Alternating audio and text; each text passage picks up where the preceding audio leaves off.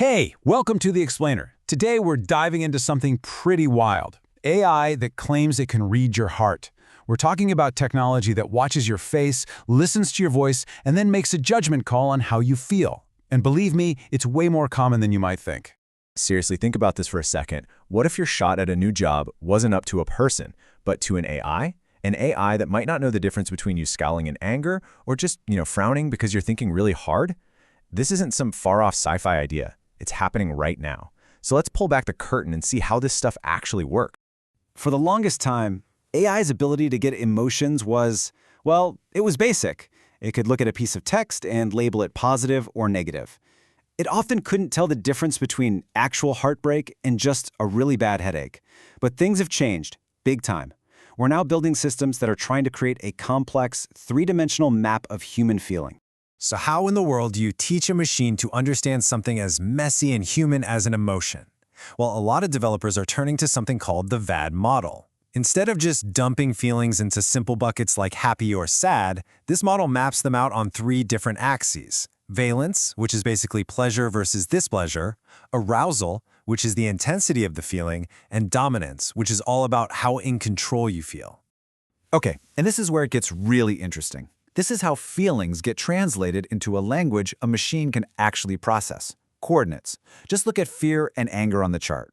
Both are obviously negative on the pleasure scale, the valence scale. But fear has a way higher arousal score and a much lower dominance score. All of a sudden, the machine isn't just guessing. It can see the precise mathematical distance between terror and rage. It's like a GPS for the human heart.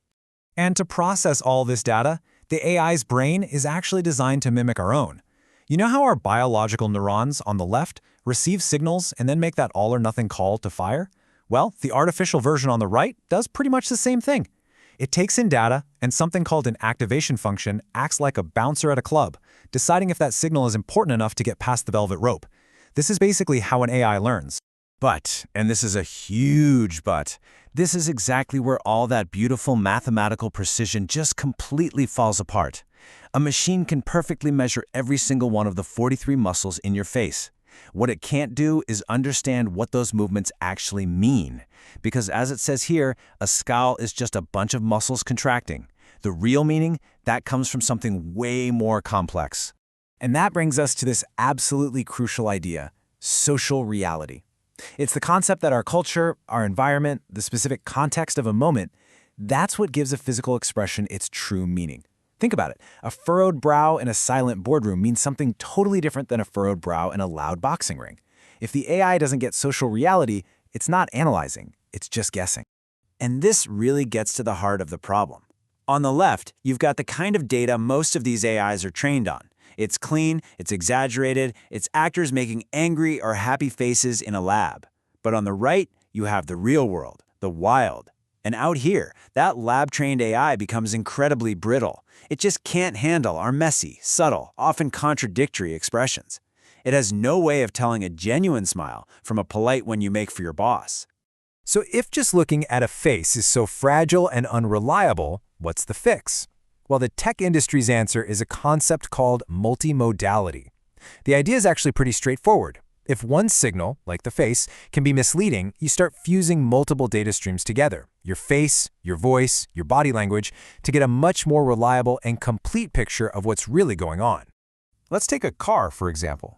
A multimodal system in a car doesn't just look for a grimace on your face. It creates a whole symphony of signals.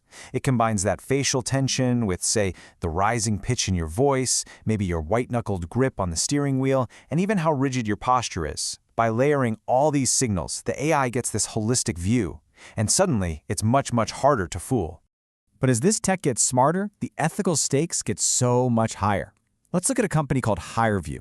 It uses AI to analyze video from job interviews. Here's the catch. It compares a candidate's expressions and tone to a template built from the company's top performers. This creates an incredibly dangerous black box where a company's existing biases, conscious or not, get hard-coded right into the algorithm. It could end up filtering out amazing candidates just because they express themselves differently. Or let's take a look at Affectiva. They have the world's largest emotion database. We're talking over 10 million faces from 87 different countries. But here's the critical detail you have to know. A huge amount of this data is labeled by crowd workers based primarily in one city, Cairo. It's created what you might call a global assembly line for interpreting human emotion. And this raises a staggering ethical question, the one you see right here. Can a worker in one specific culture truly decode the subtle contextual social reality of 86 other cultures from all over the world? Can someone in Cairo really be expected to know the difference between a polite smile in Tokyo and a genuine one in Toronto? This system creates a massive cultural bottleneck, and the potential for getting it wrong on a global scale is just immense. But the consequences of this technology, for good or for bad, are not just abstract. In February 2021, a horrific car crash in Singapore tragically killed 5 young men. And a tragedy like this forces us to ask a really tough question. Could this same technology also be used for good, maybe even to prevent something like this from ever happening again? A multimodal AI, that symphony of signals we talked about, could have been in that car. It wouldn't have been looking for just one facial expression. It might have detected a whole risky state by combining the driver's tone of voice, their posture, and the car's speed. This really highlights the potential for this tech to act not as a spy, but as a guardian.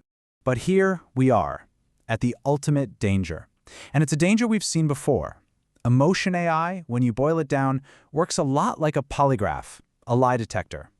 As you can see, both systems measure physical arousal, muscle tension, heart rate, vocal pitch, and they both carry the exact same fundamental risk, misinterpreting that physical arousal as negative intent. Your heart races because you're nervous in a job interview, but the machine sees guilt. You scowl in deep concentration, but the algorithm flags you as a threat. And this brings us to the final, crucial question we all have to ask ourselves as we build and deploy these systems. Are they going to become our guardians, watching over us and keeping us safe in those high-stakes moments? Or are they going to become our judges, using flawed, black box logic to decide who gets a job, who gets a loan, or who gets labeled a risk? Look, as we build these incredible machines that can mirror our own emotional lives, we have to have a core principle, a kind of manifesto for this new world.